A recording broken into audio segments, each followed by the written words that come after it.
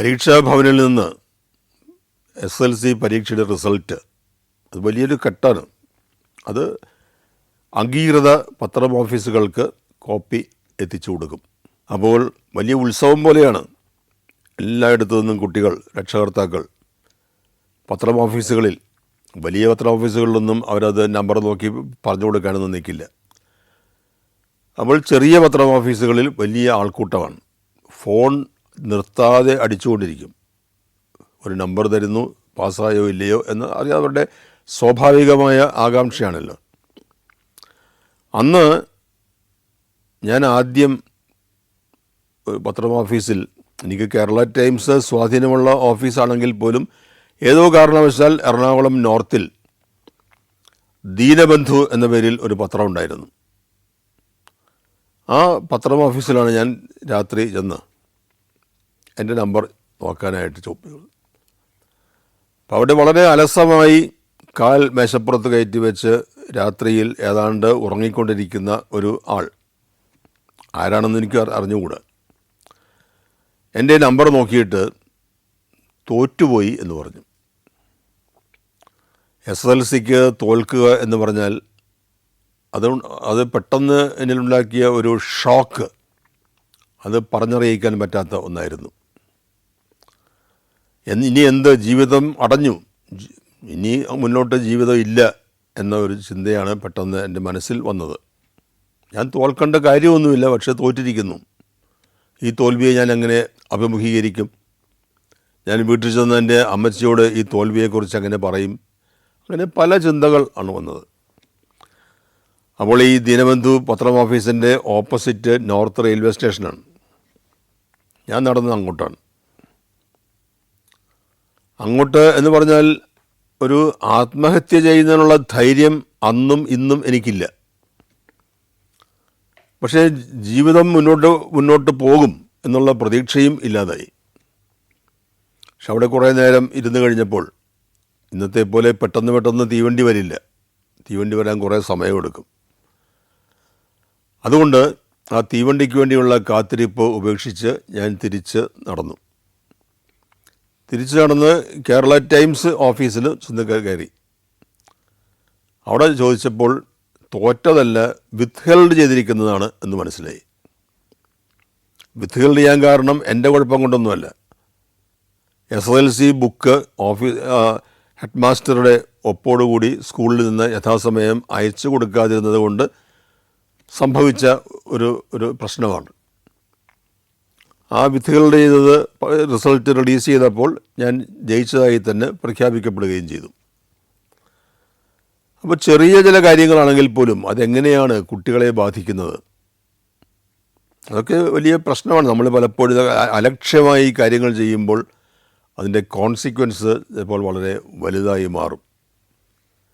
എൻ്റെ വിദ്യാഭ്യാസം അത് പൂർണ്ണമായും എറണാകുളത്ത് തന്നെയായിരുന്നു എന്ന് ഞാൻ പറഞ്ഞു.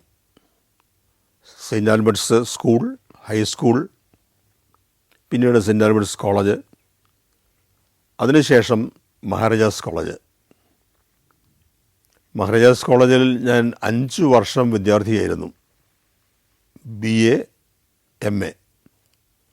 വാസ്തവത്തിൽ ഈ കേരളത്തിൽ ഏതെല്ലാം തരത്തിലുള്ള ജാതികളുണ്ട്, സമുദായങ്ങളുണ്ട്, മതങ്ങളുണ്ട്, പ്രദേശങ്ങളുണ്ട്, ഇതൊക്കെ അറിയുന്നത് മഹാരാജാസിലെ ആ വിദ്യാഭ്യാസ കാലത്ത് വിദ്യാർത്ഥികളുമായി ഉണ്ടായിരുന്ന സമ്പർക്കത്തിൽ നിന്നാണ്. വളരെ പാരമ്പര്യമുള്ള പഴയ കോളേജാണ് മഹാരാജാസ് കോളേജ്. അവിടെ ക്ലാസ്സിൽ കയറിയിരുന്ന് പഠിക്കുന്നതിനേക്കാൾ കൂടുതൽ കാര്യങ്ങൾ നമ്മൾ അവിടെ വെറുതെ ഇടനാഴികളിലൂടെയും മരച്ചുവടുകളിലൂടെയും ഒക്കെ ചുറ്റിക്കറങ്ങി നടന്നാൽ കിട്ടുമായിരുന്നു. അതുപോലുള്ള അധ്യാപകർ, നമുക്കെല്ലാം സമാദരണീയനായ സാനു മാസ്റ്റർ, MK സാനു, അദ്ദേഹം 5 വർഷം എൻ്റെ അധ്യാപകനായിരുന്നു. 5 വർഷം എന്ന് പറഞ്ഞാൽ ക്ലാസ്സിൽ കയറിയുള്ള അധ്യാപനമല്ല, അത് 2 വർഷമേ ഉള്ളൂ. ഞങ്ങൾക്ക് BAക്ക് പഠിക്കുമ്പോൾ മലയാളം 2 വർഷം പഠിക്കണമായിരുന്നു. പക്ഷെ അദ്ദേഹം എപ്പോഴും, എന്തിനേറെ പറയുന്നു, കോളേജിൽ നിന്നൊക്കെ ഞങ്ങൾ പിരിഞ്ഞതിന് ശേഷവും അദ്ദേഹം ഞങ്ങളുടെ അധ്യാപകൻ അല്ലെങ്കിൽ ഗുരു ആയി തന്നെയാണ് നിലകൊണ്ടത്. മറ്റനേകം അധ്യാപകർ, എൻ്റെ ഇംഗ്ലീഷ് പ്രൊഫസറായിരുന്ന TRK മാരാർ, പ്രസിദ്ധനായ ഇംഗ്ലീഷ് കവി സ്റ്റീഫൻ സ്പെൻഡർ, അദ്ദേഹം എറണാകുളത്ത് അക്കാലത്ത് വന്നപ്പോൾ ഞങ്ങളുടെ ഈ പ്രൊഫസർ TRK മാരാറുമായി സംസാരിച്ചുകൊണ്ടിരിക്കെ അദ്ദേഹം ചോദിച്ചത്, താങ്കൾ എന്നാണ് ലണ്ടനിൽ ഓക്സ്ഫോർഡിൽ പഠിച്ചത് എന്നായിരുന്നു. ഓക്സ്ഫോർഡിൽ പഠിച്ചിട്ടില്ല എന്നായിരുന്നു മാരാർ മാസ്റ്ററുടെ മറുപടി. അത്രയും പ്രാഗൽഭ്യമുള്ള അധ്യാപകർ എല്ലാ വിഷയങ്ങളിലും അന്നവിടെ ഉണ്ടായിരുന്നു. PS വേലായുധനായിരുന്നു പ്രിൻസിപ്പൽ. നല്ല കർശന സ്വഭാവക്കാരൻ, കാർക്കശ്യമുള്ളയാൾ. പക്ഷെ ഇന്നത്തെ പ്രിൻസിപ്പൽമാരെയൊക്കെ പോലെ വിദ്യാർത്ഥികളെ പീഡിപ്പിക്കുക, പ്രയാസപ്പെടുത്തുക, അങ്ങനെയുള്ള ഉദ്ദേശങ്ങളൊന്നും അദ്ദേഹത്തിനില്ലായിരുന്നു. അദ്ദേഹത്തിൻ്റെ ഒപ്പം നിന്നവർക്കും ഉണ്ടായിരുന്നില്ല. താഴേക്ക് വന്ന് അധ്യാപകർ എന്ന് പറയുമ്പോൾ അവർ സ്നേഹിക്കാൻ മാത്രം അറിയാവുന്ന നല്ല അധ്യാപകർ. സാനു മാസ്റ്റർക്ക് പുറമെ ലീലാവതി ടീച്ചർ, കൂടെ പഠിച്ച പലരെയും, അവരൊക്കെ അന്നേ പ്രശസ്തരാണ്. M. തോമസ് മാത്യുവിനെ അന്ന് ഞങ്ങൾ അറിഞ്ഞിരുന്നത് കുട്ടിക്കൃഷ്ണമാരാരുടെ ഒരു പുസ്തകത്തിൽ തോമസ് മാത്യുവിനെ കുറിച്ച് ഒരു പരാമർശം ഉണ്ട് എന്നതിൻ്റെ പേരിലായിരുന്നു. KV രാമകൃഷ്ണൻ, അദ്ദേഹം ഡ്രാക്കുള എന്ന നോവൽ രക്തരക്ഷസ് എന്ന പേരിൽ മാതൃഭൂമി ആഴ്ചപ്പതിപ്പിൽ പ്രസിദ്ധപ്പെടുത്തിക്കൊണ്ടിരുന്ന ഒരു കാലമായിരുന്നു അത്. കവി സച്ചിദാനന്ദൻ അക്കാലത്ത് തന്നെ അറിയപ്പെടുന്ന ആളായിരുന്നു. NS മാധവൻ, TK രാമകൃഷ്ണൻ, ഇങ്ങനെയൊക്കെ ഒട്ടേറെ പേർ, അവരൊക്കെ അന്ന് അവിടെ വിദ്യാർത്ഥികളായി ഉണ്ടായിരുന്നു. അതുകൊണ്ട് മഹാരാജാസ് ഒരു പള്ളിക്കൂടത്തിൻ്റെ സ്വഭാവത്തിൽ പ്രവർത്തിച്ചിരുന്ന കോളേജല്ല, അത് ഒരു സാംസ്കാരിക കേന്ദ്രമാണ്. ഞാൻ പഠിക്കുന്നതിന് സമകാലീനരായി അവിടെ പഠിച്ചിരുന്ന മറ്റ് രാഷ്ട്രീയത്തിലും ചില ആളുകളൊക്കെ ഉണ്ട്. AK ആൻ്റണി ഉണ്ടായിരുന്നു, അതിനുശേഷം വയലാർ രവി ഉണ്ടായിരുന്നു, TVR ഷണായി പത്രപ്രവർത്തകൻ, KM റോയ് പത്രപ്രവർത്തകൻ, അങ്ങനെ എടുത്ത് പറയാവുന്ന ധാരാളം പേരുകൾ ഇന്നും ഓർമ്മയിലുണ്ട്. അന്ന് മഹാരാജാസ് കോളേജിലെ വിദ്യാർത്ഥി രാഷ്ട്രീയത്തിൻ്റെ പ്രത്യേകത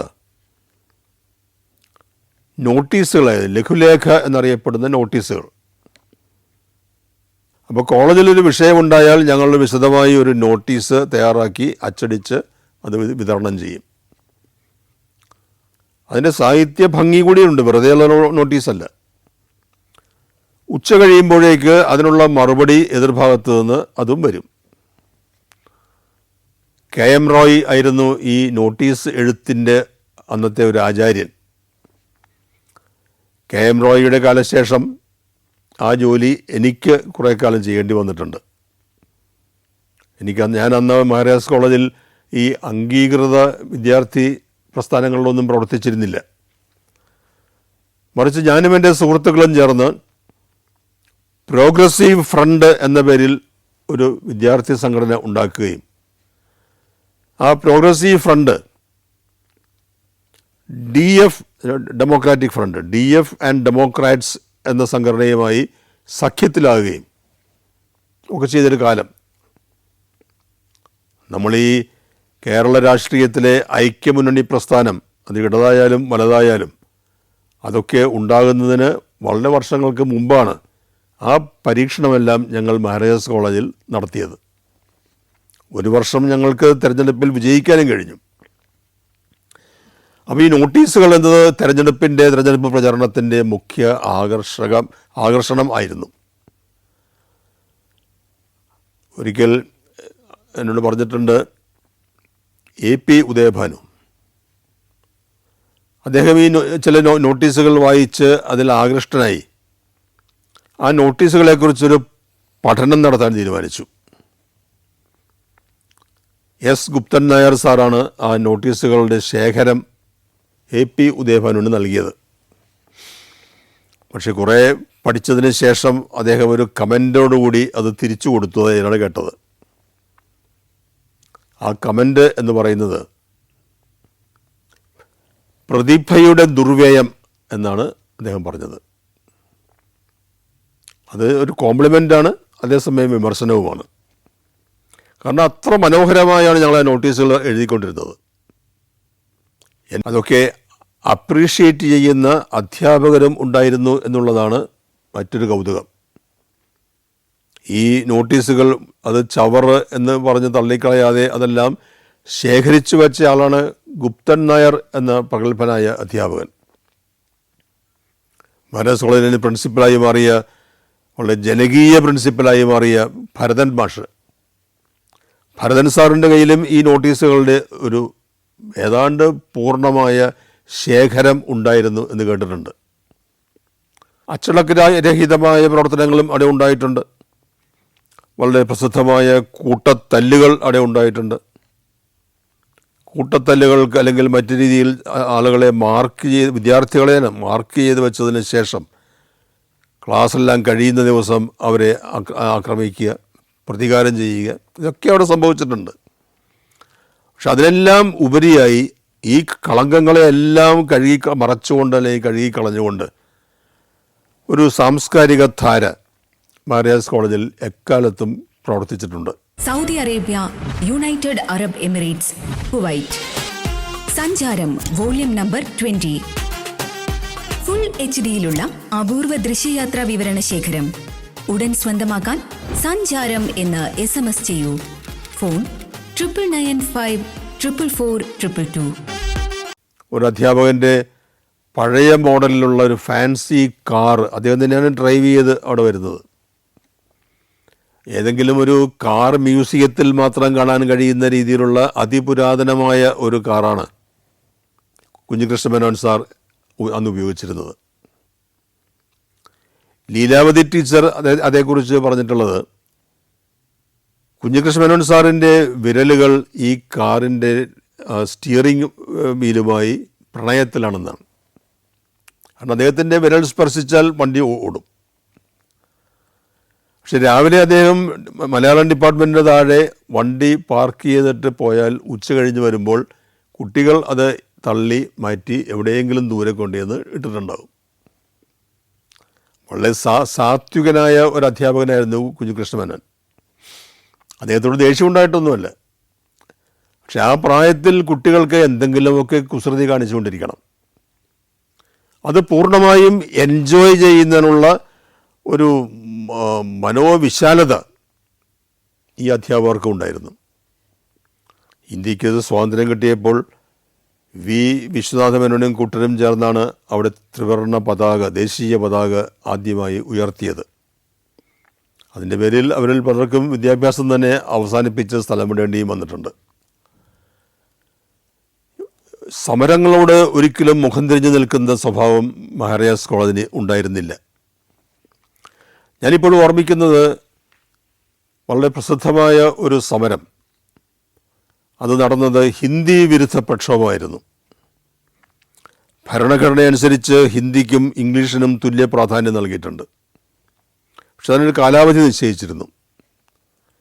ആ കാലാവധി തീരുകയും ഇംഗ്ലീഷിൻ്റെ പ്രാധാന്യം ഇല്ലാതെ നഷ്ടപ്പെടുകയും ഹിന്ദി ഏക ഔദ്യോഗിക ഭാഷയായി മാറും എന്ന സാഹചര്യം ഉണ്ടായപ്പോൾ 1964 തമിഴ്നാട്ടിൽ വിദ്യാർത്ഥികൾ സമരത്തിനിറങ്ങി. എറണാകുളത്ത് ഞങ്ങളും സമരത്തിനിറങ്ങി. വലിയൊരു റാലി, പ്രതിഷേധ ജാഥയാണ് ഞങ്ങൾ സംഘടിപ്പിച്ചത്. അന്ന് ഞാനതിൻ്റെ ഒരു കോഓർഡിനേറ്ററായിരുന്നു. ഞങ്ങൾ തേവര കോളേജിൽ നിന്ന് വിദ്യാർത്ഥികളെ ഇറക്കി മഹാരാജാസ് കോളേജ് വന്ന് ലോ കോളേജും കഴിഞ്ഞ് സെയിൻറ്റ് ആൽബർട്ട്സ് കോളേജ് വരെ പോയി മഹാരാജാസ് കോളേജ് ഗ്രൗണ്ടിൽ അവസാനിപ്പിക്കുക. അങ്ങനെ ഒരു വലിയ ബൃഹത്തായ ഒരു പ്രതിഷേധ പ്രകടനമാണ് ഞങ്ങൾ ഉദ്ദേശിച്ചിരുന്നത്. അന്ന് ഞങ്ങളുടെ അദ്ദേഹത്തിന് എന്നേക്കാളൊക്കെ പ്രായം ഉണ്ടെങ്കിലും ഞങ്ങൾക്കൊപ്പം പഠിച്ചിരുന്ന പ്രസിദ്ധനായ, പിൽക്കാലത്ത് അന്നും പ്രസിദ്ധനാണ്, പിൽക്കാലത്ത് കൂടുതൽ പ്രസിദ്ധനായി വ്യക്തിയായിരുന്നു AK ആൻ്റണി. അപ്പോൾ AK ആൻ്റണിയോട് ഞങ്ങൾ പറഞ്ഞു, ഈ സമരത്തിൽ ഒന്ന് കൂടെ നിൽക്കണം എന്ന് പറഞ്ഞു. അദ്ദേഹം പറഞ്ഞു, കേന്ദ്രത്തിലെ കോൺഗ്രസ് ഗവൺമെൻറ്റിന് എതിരെയുള്ള സമരമായതുകൊണ്ട് എനിക്ക് അത് പങ്കെടുക്കാൻ പ്രയാസമുണ്ട് എന്ന് പറഞ്ഞു. ഞങ്ങൾ പിന്നെ നിർബന്ധിച്ചില്ല. പക്ഷേ ഞങ്ങളുടെ ഈ പ്രതിഷേധ ജാഥ ഞാൻ നേരത്തെ വിവരിച്ച മേഖലകൾ കടന്ന് ഏതാണ്ട് കേരള ഹൈക്കോടതി ജംഗ്ഷനിലെത്തിയപ്പോൾ ഒരു സൈക്കിളിൽ ആൻ്റണി അവിടെ പാഞ്ഞെത്തി ജാഥയുടെ മുന്നിൽ ഇടം പിടിച്ചു. എന്താണ് ഇങ്ങനെ എന്ന് ഞങ്ങൾ അത്ഭുതം കൊണ്ടപ്പോഴാണ് കാര്യം മനസ്സിലായത്. ഈ തമിഴ്നാട്ടിലെ ഭാഷാ പ്രക്ഷോഭത്തോട് ആനുകൂല്യം പ്രകടിപ്പിച്ചുകൊണ്ട് 2 കേന്ദ്രമന്ത്രിമാർ, തമിഴ്നാട്ടിൽ നിന്നുള്ള 2 കേന്ദ്രമന്ത്രിമാർ രാജിവെച്ചിരിക്കുന്നു. സി സുബ്രഹ്മണ്യനും OV അളകേശനും ആണ് ആ മന്ത്രിമാർ. അപ്പോഴാണ് ഈ പ്രക്ഷോഭത്തിൻ്റെ രാഷ്ട്രീയ പ്രാധാന്യം ആൻ്റണിക്ക് ബോധ്യമായത്. അപ്പോൾ ഞങ്ങളുടെ കയ്യിൽ നിന്ന് ജാഥയുടെ നേതൃത്വം ആൻ്റണി ഏറ്റെടുത്തു. അപ്പം അങ്ങനെ ചെറുതും വലുതുമായ പലതരത്തിലുള്ള പ്രക്ഷോഭങ്ങളുടെ പാതയിലൂടെയാണ് ഞങ്ങൾ കോളേജിൽ സഞ്ചരിച്ചിരുന്നത്. അവിടെ ഏതാണ്ട് ആൻ്റണിയുടെയും കാലത്തിന് ശേഷമാണ് വയലാർ രവി അവിടെ വിദ്യാർത്ഥിയായി പഠിക്കാൻ വന്നു. ഞാൻ ഇംഗ്ലീഷ് MAക്ക് പഠിക്കുമ്പോൾ വയലാർ രവി ഹിസ്റ്ററി MAക്ക് അവിടെ ചേർന്നു. ഞങ്ങൾ തമ്മിലും പ്രായത്തിൽ വ്യത്യാസമുണ്ട്. പക്ഷെ അദ്ദേഹം അവിടെ വന്നത് KSUവിൻ്റെ ഒരു പുനരുജ്ജീവനത്തിന് വേണ്ടിയാണ് എന്നാണ് ഞങ്ങളോടൊക്കെ പറഞ്ഞത്. പക്ഷെ അദ്ദേഹം പെൺകുട്ടികളുമായൊക്കെ നല്ല സമ്പർക്കത്തിലായിരുന്നു. അവരോടൊക്കെ സ്ഥിരമായി നീണ്ടു നിന്ന സംഭാഷണങ്ങളൊക്കെ നടത്തുന്നത് ഞങ്ങൾ കാണുന്നുണ്ടായിരുന്നു. അതൊക്കെ KSU വളർത്തിയെടുക്കുന്നതിനുള്ള ശ്രമത്തിൻ്റെ ഭാഗമായിട്ടായിരിക്കാം എന്നാണ് ഞങ്ങൾക്ക് കരുതിയിട്ടുള്ളത്. പക്ഷെ ആ കൂട്ടായ്മ, വയലാർ രവി കൂടി പങ്കുകാരനായിരുന്ന ആ വനിതാ കൂട്ടായ്മയിൽ നിന്നാണ് അദ്ദേഹത്തിനൊരു ഭാര്യയെ കിട്ടിയത്. ഭാര്യ പിന്നീട് രാഷ്ട്രീയത്തിൽ സജീവമായി ഇടപെട്ടു, പങ്കെടുത്തു. മേഴ്സി രവി എന്ന പേരിൽ MLA ആയി. അതൊക്കെ പിൽക്കാല ചരിത്രത്തിൻ്റെ ഭാഗമാണ്. അപ്പോൾ ഞാൻ മാരാസ് കോളേജിൽ പഠിക്കുന്ന കാലത്ത് പലതരത്തിൽ AK ആൻ്റണി, വയലാർ രവി തുടങ്ങിയവരും പിന്നീട് പിൽക്കാലത്ത് അങ്ങനെ ഏറെ പ്രശസ്തി നേടാൻ കഴിയാതെ പോയവരുമായ ധാരാളം വിദ്യാർത്ഥി പ്രവർത്തകർ അവിടെ ഉണ്ടായിരുന്നു. അപ്പോൾ ഞാൻ മഹാരാജാസിന് ശേഷം ഇംഗ്ലീഷ് MA എന്ന് ഞാൻ പറഞ്ഞല്ലോ, സെയിൻറ്റ് ആൽബർട്ട്സ് കോളേജിൽ 1 വർഷം താൽക്കാലികാടിസ്ഥാനത്തിൽ ഇംഗ്ലീഷ് അധ്യാപകനായി ജോലി ചെയ്യേണ്ടി വന്നു. അതിനുശേഷമാണ് ലോ കോളേജിൽ ചേർന്നത്. ലോ കോളേജ് എന്നത് എൻ്റെ ആഗ്രഹങ്ങളിൽപ്പെട്ട ഒരു സ്ഥാപനം ആയിരുന്നില്ല. ഞങ്ങളുടെ വീടിന് അടുത്തുള്ള പലചരക്ക് കടയിൽ നിന്ന് പഞ്ചസാര ആണെന്ന് തോന്നുന്നു ഒരു പൊതി വാങ്ങി വീട്ടിൽ കൊടുത്ത് അത് ഭരണിയിലേക്ക് ഇട്ടതിന് ശേഷം അമ്മ ആ കടലാസ് നിവർത്തി വെച്ചപ്പോൾ ലോ കോളേജ് പ്രവേശനത്തിൻ്റെ അറിയിപ്പ് അതിൽ കണ്ടു.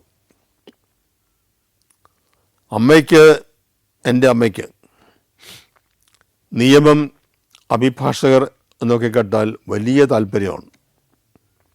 അമ്മയുടെ പിതാവ് അഭിഭാഷകനായിരുന്നു. ആ പിതാവിൻ്റെ സഹോദരന്മാർ ബാരിസ്റ്റർമാരായിരുന്നു. അങ്ങനെ പലതരത്തിലുള്ള ബന്ധങ്ങളൊക്കെ നിയമവുമായിട്ടുണ്ട്. അപ്പോൾ അമ്മ നിർബന്ധിച്ചതനുസരിച്ചാണ് ഞാൻ ആ സായാഹ്നത്തിൽ കോളേജ് അടയ്ക്കുന്നതിന് മുമ്പ് ലോ കോളേജിലെത്തി അപേക്ഷാ ഫോം പൂരിപ്പിച്ച് അവിടെ സമർപ്പിച്ചത്. ഇന്നത്തെ പോലെ LLBക്ക് എൻട്രൻസ് ടെസ്റ്റും ഒന്നുമില്ല, എലിജിബിലിറ്റി ടെസ്റ്റൊന്നും വേണ്ട. ഞങ്ങൾ തമാശ പറഞ്ഞിരുന്നത് ലോ കോളേജിന് മുന്നിലൂടെ ആ ബോട്ടിയെട്ടി പരിസരത്ത് പോക്കറ്റിൽ ഫൗണ്ടൻ പേന കുത്തി ഒരു ചെറുപ്പക്കാരൻ നടന്നുപോയാൽ ലോ കോളേജിലെ പ്രിൻസിപ്പലും അധ്യാപകരും ചേർന്ന് ബലമായി പിടിച്ചുകൊണ്ടുവന്ന് ലോ കോളേജിൽ പ്രവേശനം നൽകും. കഥയാണെങ്കിലും ഏതാണ്ടൊക്കെ വാസ്തവമായിരുന്നു. ഒരു ശുപാർശയും വേണ്ട, ടെസ്റ്റും വേണ്ട. ഞാനിപ്പോഴും ഓർമ്മിക്കുന്നു, അന്ന് അപേക്ഷാ ഫോറത്തിൻ്റെ വില തന്നെ 2 രൂപയാണ്.